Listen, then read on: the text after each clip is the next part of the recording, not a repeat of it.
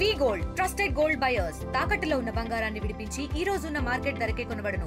మరిన్ని వివరాలకు సంప్రదించండి 7710 నిన్న బొత్స సత్యనారాయణ గారు ఏవో విమర్శలు చేస్తున్నారు.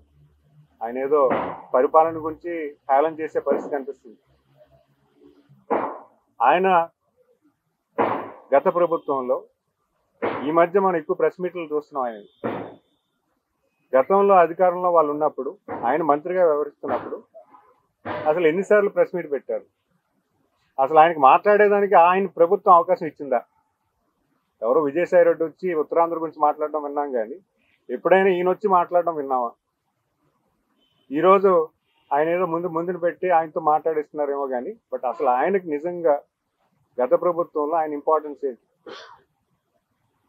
ఆయన ఎక్కడ పనిచేశారు? మన ఉత్తరాంధ్ర అభివృద్ధి పట్ల ఆయన పని చేయగలిగారు.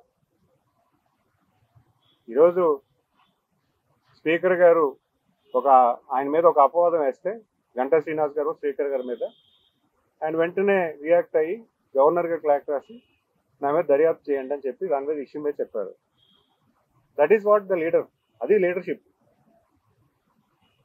ఆ లీడర్షిప్లో ఆయన ఖచ్చితం నేను తప్పు చేయలేదు, మీరు దర్యాప్తు చేసుకోండి అని ఆయన చెప్పగలిగారు. గతంలో మీ మీద కూడా చాలా ఆరోపణలు వచ్చాయి. బొత్స సత్యనారాయణ గారి మీద ట్రాన్స్ఫర్స్ ఇష్యూస్ అవ్వచ్చు, బైజూస్ ఇష్యూస్ అవ్వచ్చు, ట్యాబ్స్ ఇష్యూస్ అవ్వచ్చు, లేకపోతే ఎడ్యుకేషన్ రంగంలో చాలా ఆరోపణలు వచ్చాయి ఆయన వ్యవహరించినటువంటి మంత్రి శాఖలో. మరి ఆయన ఎందుకు దర్యాప్తు చేయమని రాయలేకపోయారు? ఈరోజు ఒక అధికారంలో ఉన్నటువంటి నాయకుడు ఒక అపవాదం వస్తే నా మీద దర్యాప్తు చేసుకోమని గవర్నర్ గారికి రాశారు. అది అప్రిషియేట్ చేయాలి. అది చేయకుండా ఏదో ప్రభుత్వం మీద మచ్చ చేసుకొని ఏదో తప్పుడు మాట్లాడితే ప్రజలు ఎవరు నమ్మబోరు. 25 సంవత్సరాలు 25 నుంచి 30 సంవత్సరాలు ఈ విజయనగరం జిల్లాలో మీరు లీడర్షిప్ చేశారు. మీరు మీ కుటుంబ సభ్యుల్ని నాయకుల కింద తయారు చేసుకున్నారు, కానీ విజయనగరం ప్రాంతాన్ని అభివృద్ధి చేయడంలో కూడా మీరు విఫలమయ్యారనే సంగతి నేను తెలియజేసుకుంటున్నాను. ప్రతి టర్మ్ ఒక్కొక్క నియోజకవర్గం ఒక్కొక్క కొత్త వాళ్ళ కుటుంబ సభ్యులు కొత్త ఎమ్మెల్యే అవుతా ఉన్నారు, కానీ అసలు ఇక్కడ ఉత్తరాంధ్రలో లీడర్షిప్ ఎస్టాబ్లిష్ చేయడంలో కానీ, ఉత్తరాంధ్రలో అభివృద్ధి చేయడంలో కానీ వాళ్ళు వైఫల్యం చెందారు. ఈరోజు ఏ ముఖం పెట్టుకొని ఈరోజు ప్రజల మధ్యకు వచ్చేసి ప్రభుత్వం మీద విమర్శ చేసే పరిస్థితి మీకు ఏ అధికారంతో వచ్చారని కూడా మేము అడుగుతున్నాం. గత గవర్నమెంట్లో మీరు మంత్రిగా వ్యవహరించినప్పుడు మీరు ఎన్నిసార్లు ప్రెస్లోకి వచ్చారు? మీరు ప్రెస్లో మాట్లాడడానికి మీకు అవకాశం ఎక్కడ వచ్చింది? విజయసాయి రెడ్డికి మాట్లాడేవాడు. ఈ ప్రాంతం అంతా కూడా విజయసాయి రెడ్డి పరిపాలన చేశాడు. మీరు ఆయన మీద ఎందుకు ఎంక్వైరీ చేయమని చెప్పరు? ఆయన మీద కూడా బోర్డని ఆరోపణలు వచ్చాయి కదా. నేను ఎందుకు అంటున్నానంటే, ఈరోజు ఒక ఉన్నతమైన నాయకత్వం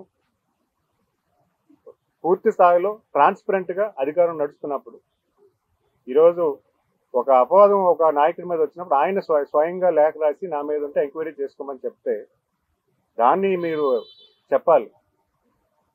మళ్ళీ అదేదో అంటారు ఆయన, మేము చెప్పాం కాబట్టి సంక్షేమ పథకాలు అమలు అవుతున్నాయని. మీరు చెప్పారు కాదు, మేము మాట ఇచ్చాం. మేము ఫిబ్రవరిలో చెప్పాం, మేము షెడ్యూల్ ఇచ్చాం. అన్నదాత సుఖీభావ ఎప్పుడు పడుతుంది అనేది క్లారిటీకి ఇచ్చాం. తల్లికి వందనం ఎప్పుడు పడుతుంది అనేది క్లారిటీ ఇచ్చాం. స్కూల్ మొదలైనప్పుడు తల్లికి వందనం పడుతుంది అనేది మేము డేట్ ఇచ్చాం. ఎప్పుడో పండగ అప్పుడు సంక్రాంతి ఫిబ్రవరిలోనే మేము డేట్ ఇచ్చాం. మీరేదో చెప్పారని మేమేదో ఇచ్చామని చెప్పడం అనేది హాస్యాస్పదం.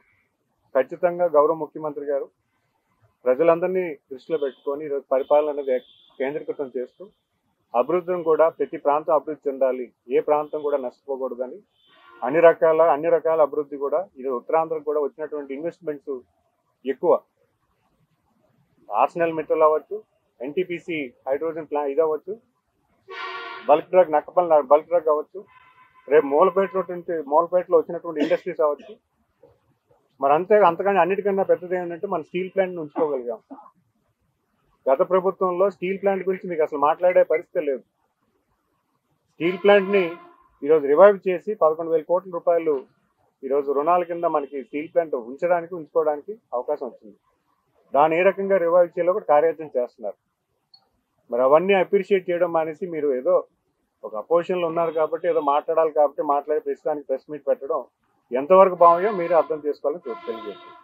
తెలుగులో న్యూస్ కి ఫాస్టెస్ట్ యాప్ ఇప్పుడు టోటల్లీ న్యూ అవతార్లో జస్ట్ 5 seconds లో complete news.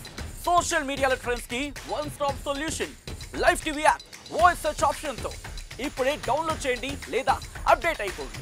App link description లో ఉంది.